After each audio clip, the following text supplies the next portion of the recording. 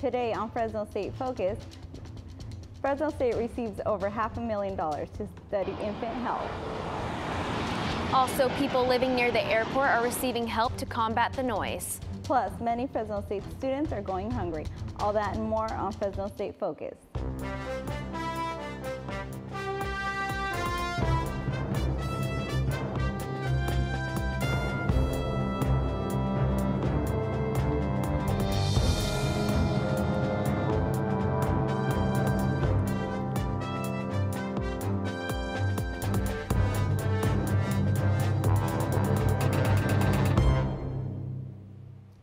And welcome to Fresno State Focus. I'm Josefina Raya. And I'm Marina Minas. Recently, the California Endowment, a private health foundation, gave Fresno State a 3-year grant to help fund the Central California Children's Institute. Tia Vance tells us how this is going to help support clinical training in infant mental health. A grant for over $500,000 was awarded to the Central California Children's Institute to help fund an assignment for training and recruiting. The institution plans to help train in the area of mental health directed in children. Dr. Cassandra Jobert, director of the institution, tells us more about the grant received for the mission. So this is our second grant to conduct training for practitioners who work with children birth to 5 years old in the practice of infant family mental health. The institution works closely with the Autism Center of Fresno State. Student workers even gain the practice of working close with children diagnosed with some kind of mental disability. For student Dominique Prince, she came to love her job as a behavioral interventionist and the children she works with daily. When I started working there, I got to know the kids and I really started to love them as my own. And it just really helped me develop patience and understanding for kids who have developmental issues. It's been shown that children who develop behavioral problems early in their childhood require early attention to reduce the potential long-term impacts on a child's mental health. With this new project and the technology with it, we now know there are neural pathways that develop during early interaction. The institution also collaborates with the Kremen School of Education and Human Development, meaning faculty of the Kremen Department follows the same mission as the Children's Institute. Special ed teacher Jennifer Andrade tells us why she thinks helping families in this situation is important. Families are in crisis and have needs at times, so anything that we can do to help parents and children, I think, is valuable. Jobert hopes the grant and project will serve as a catalyst to increase awareness of infant health in the region. Because of the grant, funding for the Children's Institution was covered and work is set to start in the near future. Tia Vance, Fresno State Focus. Nearly 1 out of 4 people in Fresno County suffers from food insecurity. That is more than the national average. Fresno ranks number 5 out of the top 10 hungriest cities in the U.S. Angela Sasaki tells us that many of those who are going without food are Fresno State students. Good morning. College is expensive, and not being able to afford to eat has become a social norm that students deal with every day. It also causes social stigmas, which is why this student asked us to protect her identity. Sophia says she has gone hungry many times trying to make ends meet. When I was on campus, sometimes I would go hungry, and then because I wasted all my financial aid, like in rent, bills, and everything. And then I live by the airport, so it was really hard. So I had to save money for the bus. Sometimes I didn't eat. But students and faculty members are trying to change this with the help of the Fresno State Food Recovery Network.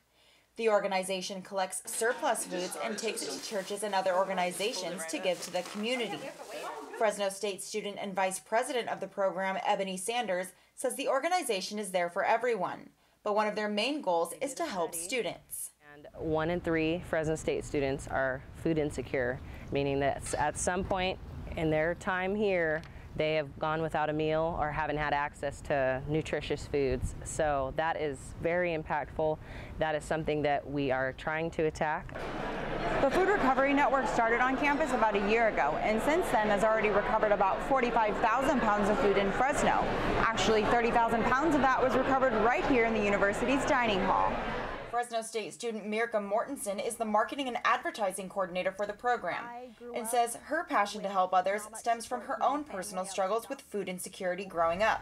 I had to mostly forage food for myself when I was young, so being able to help other children not have to struggle so hard like I had to is really important to me. But the Fresno State Food Recovery Network is not the only organization working to end student hunger. Project Coordinator of Student Affairs Jessica Medina says the university plans to launch a new program to target food insecurity. So we have a 7-initiative program that we're starting. Different initiatives, anything from we are going to be open a Fresno State student cupboard, a food and hygiene pantry for students to be able to come to. The program will also offer $5 gift bucks and $1 menu items that can be used at the Pause and Go Market on campus. Medina says she hopes the project will help students like Sophia so that no one at Fresno State ever goes hungry. Angela Sasaki, Fresno State Focus. During this time of year is usually when the temperatures change drastically and contagious diseases rise. Kathleen Rindall, the assistant professor of the School of Nursing, is here today to talk about the importance of one's health and how to care for yourself in case you were to catch a contagious disease. Thank you for being here today. Hi, thank you for having me. So first of all, can you tell us about some of the contagious diseases that are prominent in the Central Valley? In the Central Valley, the biggest one that is common to everybody is the flu. But we also have tuberculosis and hepatitis C. But the flu is the easiest one for people to catch. Okay, and then can you tell me some of the symptoms that come with that? With the flu, you have like cold, light symptoms. However, you get the high fever, general body aches. Some of the children will get some nausea, vomiting, cough, heavy cough, productive cough, which means phlegm coming out. But mostly it's really high fever, which means anything greater than 101. Okay. Because the normal temperature is 98.6. Okay, and then what do you do to recommend for, in case they do catch something, what can people do? What can people do to prevent catching something? When they already have it. Oh, when they already have it. If they think they have the flu, then they really need to go into their doctor or into urgent care clinic, because the flu is a virus and there's some antiviral medications that can be prescribed to decrease the symptoms of flu and prevent some really complications like pneumonia and death also for the flu. So you can go antiviral. That's basically it. So if you think you have the flu, go in and get tested. Okay, and then for people that may think they have something but they're not sure, would it be the same thing? And when in doubt, rule it out. Okay, awesome, definitely. And then I've noticed that kids during this time of year especially, that they're always constantly runny nose, getting sick. What do you recommend to parents that? Hand washing, hand washing, hand washing. Kids don't realize that when they touch their nose or they touch their face or they cough on something, they put their hand in front of their mouth and they cough, they touch something else, they've spread the virus all over the place. Hand washing. Do you recommend anything that is a prominent thing to anybody in the world that could use it? Hygiene, hand washing and hygiene. And then if you do cough, cough in your elbow, or if you have a tissue, cough in a tissue. And then if you do have something, stay home. Don't go to school. Okay. And I've noticed that even they have the little masks that they give out. Do you recommend, if people want to go out, do you recommend they use that? Those masks are only good for a very short period of time, because once the moisture gets into the mask, it breaks the barrier. So they're only good for maybe 5-10 minutes. And I see people wear them all the time, and I just kind of giggle because they only last for a little while. Okay. And then also any recommendations to the general public? Get your flu shot. Definitely. Definitely get your flu shot. Definitely makes sense. So thank you so much for stopping by today. We've been talking with Kathleen Rindall. And then also about the flu shot, there is actually a clinic that's held on campus. It's actually today. It's in the vintage behind Taco Bell, and then it runs from 10 to 2, and it's free to students. It'll be held on November 6th as well again. Fresno State's English professor Stephen Church was recently named the James and Coke Hollowell Professor of Creative Writing. Church is the author of many memoirs and essays. He is also the founding and nonfiction editor for Fresno State's national literary magazine, The Normal School. The recognition given by the Hollowells was an effort to lure in talented faculty for the Masters of Fine Arts program. The creative writing professor says he's honored by the recognition. That brings attention to Fresno State. It brings attention to our writing program, to the College of Arts and Humanities. So I think that's great, Church says that he's working on his 5th book of nonfiction due to be released in 2015. More of the professor's work can be found on his personal website. Coming up on Fresno State Focus, a program that helps future military leaders experience other cultures. Plus, see how the Fresno State Greek system is giving back. All that when we return.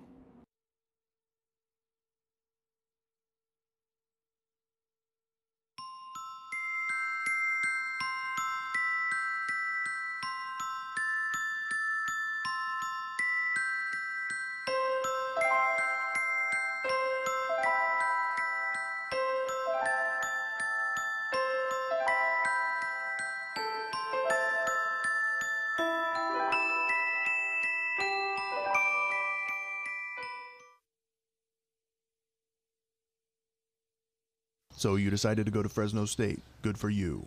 But you were too insecure to show Fresno State pride? That's a problem. Because you never bothered to show pride in your school, you are shunned by other students. Professors can smell the stench of impending failure on you and take no pity. Even the mass communication students agree you have no future. But all of this could have been avoided if you simply showed your pride for Fresno State. I am Fresno State. Fresno State pride. Show it or face the consequences. Airplane noise can sound extravagant and exciting for passersby, but if you happen to live near the airport, the constant noise is something that you must learn to get used to.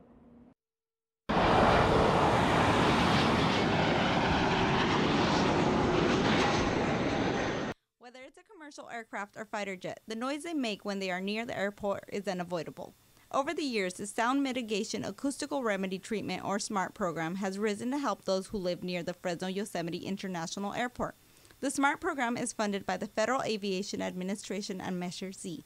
The requirements start with the home being under the exposure map levels. Currently, the map says that for the homes to qualify, the noise level must exceed 65 CNEL, or Community Noise Equivalency Level. The homeowner must then submit an application, and an assessment of the home follows, making sure the home meets city building code. Once the home is assessed, the improvements begin. All this does take time, so it's better to start the program sooner than later. Airport Planning Manager for the City of Fresno, Mark Davis, says it improves the home's value and the homeowner's lifestyle. Basically, what the program involves is providing acoustically rated windows, doors, insulation in the attic to help create an envelope inside the house that is quieter than the outside environment. Around 1,200 homes have been done since the 80s when the program was started. The exposure map is currently being assessed again. Some homes that may have qualified before may not anymore. Homeowner Dan Gontroff says that some improvements done by the program include sound detonators on the roof, heavy solid insulated doors, new thresholds, and quad pane windows, which have made all the difference in the world. We were in the 70 plus, 74, 73 plus decibels sound level at times with the Air National Guard jets flying over. My children, when they were small here, it actually was very scary for them at times when the jets would fly over. And so we knew that we were in that sound level. Associate Regional Planner for the Fresno Council of Governments, Laurel Fosses, says that it's not the commercial flights that increase the noise. Rather, it's the fighter jets from the local Air Force Base. Actually doesn't sustain itself at that noise level, that high noise level, for very long, really a few seconds. But if you're on the phone or you're, trying to have a conversation or take a nap, it would bother you as a resident. Davis also says that if repairs are needed within the first year, the program fixes them. After that, the homeowner is responsible to contact the manufacturer and work with the warranty.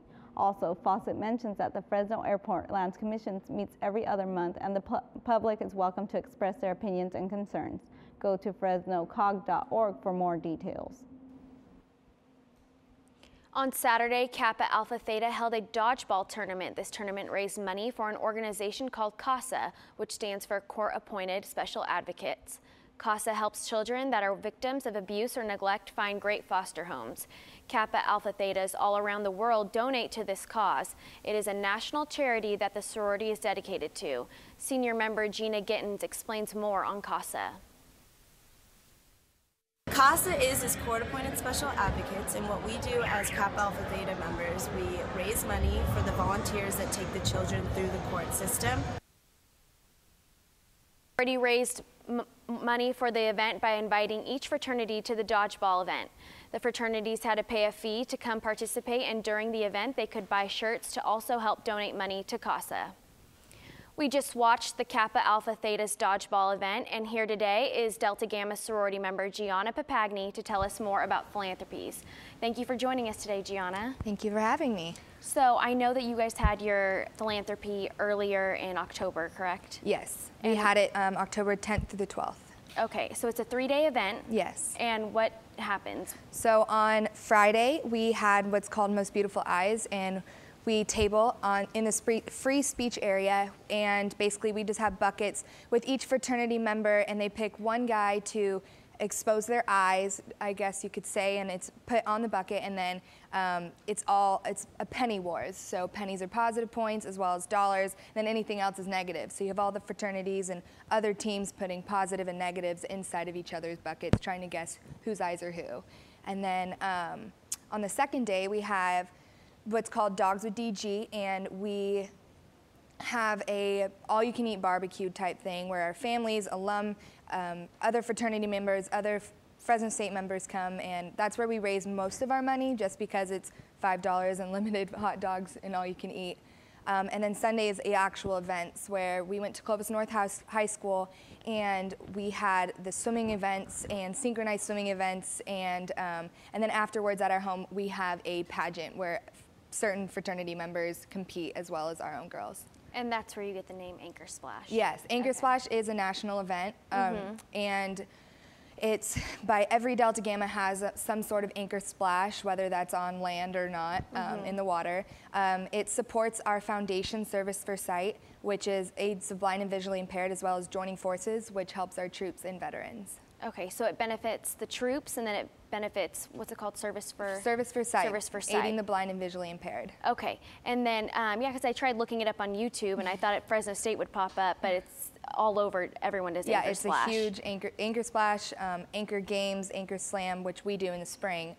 But Anchor Games is usually what's held if Anchor Splash is not without a pool. How much do you raise? This year we did over $9,000 in just one semester. So that's like the highest that we've ever done. So for a small Greek community, that's huge. And Anchor Slam is in the spring, and you do? It's just a basketball tournament. Okay. So it's single elimination.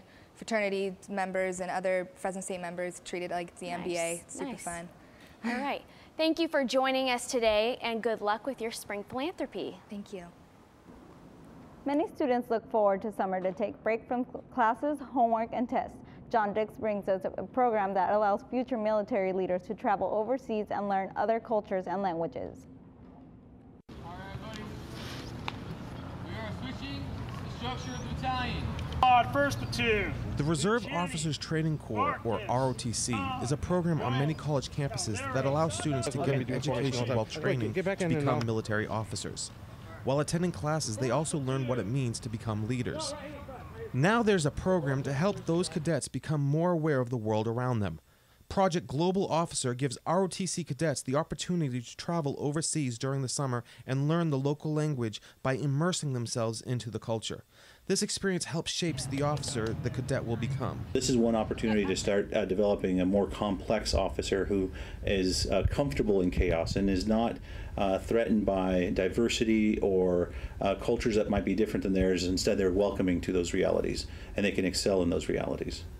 Ryan Carter has already had the opportunity to travel to the Middle East the last 2 summers. He says that Project Go is more than just learning a language. It helped him to learn how to learn. Finding a taxi, or giving directions, or asking what's on the menu, greeting somebody, saying hello to somebody, saying goodbye to somebody. It's stuff that you do every day. That's the kind of stuff that you learn. And that's what I found out, that's how I learned, by just, actually throwing yourself into the uncomfortable zone. When Cadet Carter was done hitting the books, he explored the country that was around him. This kind of exposure helps cadets see the world in a different way. If you're always exposed to the same things, you get locked in certain mindsets. So going abroad, absorbing those new experiences, those cultures, those languages, opens your mind to more broader ideas and broader approaches to certain situations. No matter what the situation, Project Go will help our future leaders understand how to see things through the eyes of other cultures. John Dix, Fresno State Focus.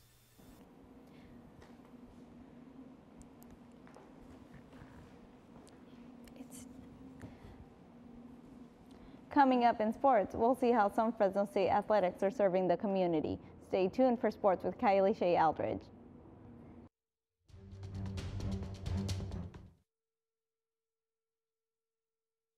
I am Fresno State, and I'm going to show you why. Here's the beautiful and newly constructed Henry Madden Library, which has a massive collection. The Save Mart Center, which is our sports venue and one of the best attended in the entire country. We're absolute pioneers in the agricultural sciences, having led to the production of the first university winery and drawing in a diversity of students to achieve academic success over the past 100 years. And I wish I had time to tell you about everything else, but in reality, I think you're just going to have to come see for yourself.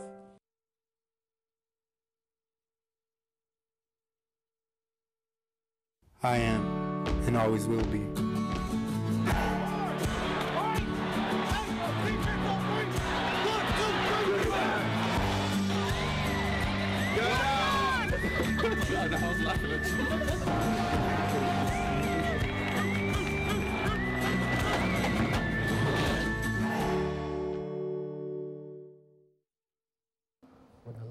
While our athletics program has received a lot of praise over the years for their achievements in their sport, they have been accomplishing other things off the court and field.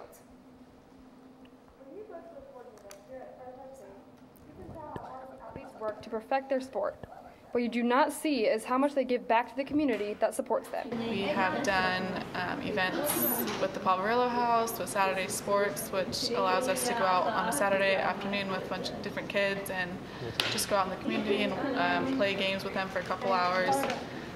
Our athletic department has won the Mountain West Community Service Award for the last 2 years, which is how long they have been in the conference. They are very confident about snagging a third award over all the other teams. It's a big goal of our student athletes here at Fresno State, as well as me for being the advisor of SAC. I think it just speaks to the type of character student athletes we have here at Fresno State. The student athletes have some help in organizing the community service events that they partake in. The academic staff in the athletic department helps in any way they can. So Big Heroes, Little Heroes is really awesome because we get to interact with children in the hospital. We also take them to different events like volleyball games. We actually went bowling with them about 2 weeks ago. So it's a great experience for us athletes to have younger children look up to us. So when you see your Bulldog athletes out at practice or playing in a game, remember that they are more than just a bunch of jocks. They are a bunch of jocks who like to reach out to their community and help those in need. There are over 50 student athletes that make up the men's and women's track and field team. They are starting to raise concern about how their sports funding is being handled, and as you can see, it is for good reason.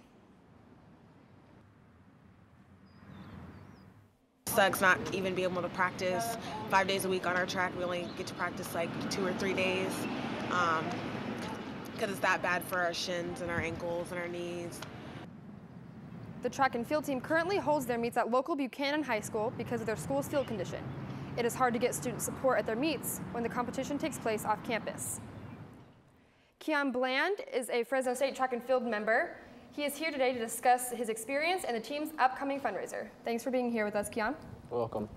So tell me what it's like being a track and field member here at Fresno State. It's fun, it's stressful, it's good, it's bad. It's not bad. It's just stressful, I should say. We work hard, we do what we're supposed to do, always, you know. We're the second largest team here at Fresno State, and just a lot goes on, but we work through it, and we always do what we have to do, competition-wise, practice-wise, you know. We always get it done. All right, so tell me a little bit about your track. I've heard that there's a lot of safety concerns with your conditions. Yeah, there's a lot of them. There's puddles on the track, there's muddy pits, slippery thrower rings. After it rains, it's really hard to work at it when it rains. Like we make accommodations for it. There's days where we don't even practice on the track, we practice on the grass across the street, just because we have to worry about our shins and everything just to keep us healthy. There's a lot that goes into like how safe it is for us to be there. We always manage through it. Like we always get it done. We practice, whatever, get there, and get it out of the way. So you personally, have you had any injuries because of the track, or have you had any ankle shin problems? Not this year. My freshman year, first getting onto the track, practicing on it, my shins, it was bad on the shin. It hurts, and you sit in rehab trying to ice, but you're back out there every day or throughout the weeks, but it's hard to get better. Okay, and how hard is it to gain a fan base and gain support when you have to have your track meets at another high school rather than at your own field? I mean, first of all, it's just embarrassing because we want to be big like football, basketball, and some of the other sports, but when we hold competitions that's off campus, which is supposed to be a home competition, I mean, it's hard to just attract people who want to support us just because, I mean, it may not always be advertised, promoted, but nonetheless, it's not a home competition because it's not on Fresno State's campus. It's at Buchanan High School. I mean, they have a great facility, but I think we should have a great facility too, being a Division I program. We want to be able to show that we have something to offer like some of our rivals and competitors in the Mountain West Conference. All right, and you have a Red Wave 5K run that you're doing for a fundraiser, right? Is that going to be this Saturday? What time? It's actually this Sunday, November 9th, after the football game against San Jose State. It's just a fundraiser put on by Sierra Running Company in hopes to promote and fundraise for a new track so we can, help us out and have a better Fresno State track team. All right, there you go, Keon Bland, and there's going to be a Red Wave 5K run on Sunday at 7:15 a.m., 1600 Bulldog Lane. Thank you for stopping by, Keon. You're welcome. Nonprofit organizations are important in the Valley, especially our very own Cat Haven, which is a large cat sanctuary located in Dunlap. Dana Lipkin goes beyond the gates to find out what's new with the exhibit. Lions and tigers and bobcats, oh my, where can you see these amazing creatures? Nestled in the foothills 45 miles west of Fresno rests a 100-acre plantation which housed some of the rarest cats in the world. In 1993, Dale Anderson opened the doors to his nonprofit organization, Cat Haven, co-naming it Project Survival. And for the past 21 years, he's been rescuing all different types of cats.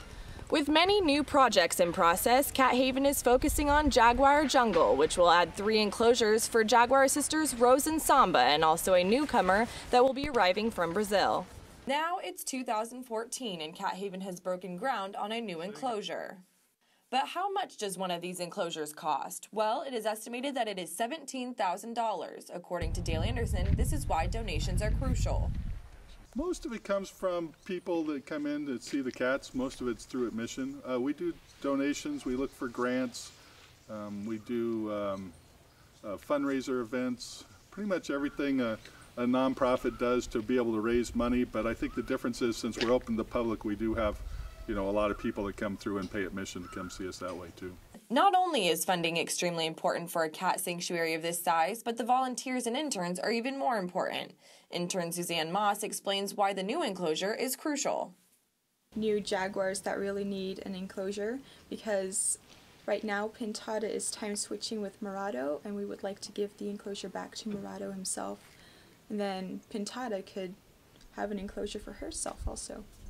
However, funding doesn't just come from donations. Cat Haven is open to the public throughout different times of the year. They get to go on tours, and once the tour is over, the gift shop is where many people go into. The newest member to Cat Haven will be arriving from Brazil. Yes, there's a new jaguar that we're bringing in from Brazil. It's a rescue situation. From what we know about her, she was someplace where she had poor nutrition as a cub and has some health issues. The current zoo that has her is trying to bring her up to a healthy standard, but doesn't have room to keep her. Cat Haven is known all throughout California. Anderson has taken his cats on shows like The Tonight Show and Jimmy Fallon. To donate to the exhibit and help the cats get the home of their wildest dreams, go to www.cathaven.com/donations. Dana Lipkin, Fresno State Focus. Next week on Fresno State Focus, we'll meet a woman who is helping the homeless have a better holiday. Plus, we'll find out about the Discovery Program. Also, we'll visit the ice rink. Thank you for joining us. We'll see you next week. A special edition coming up in Spanish.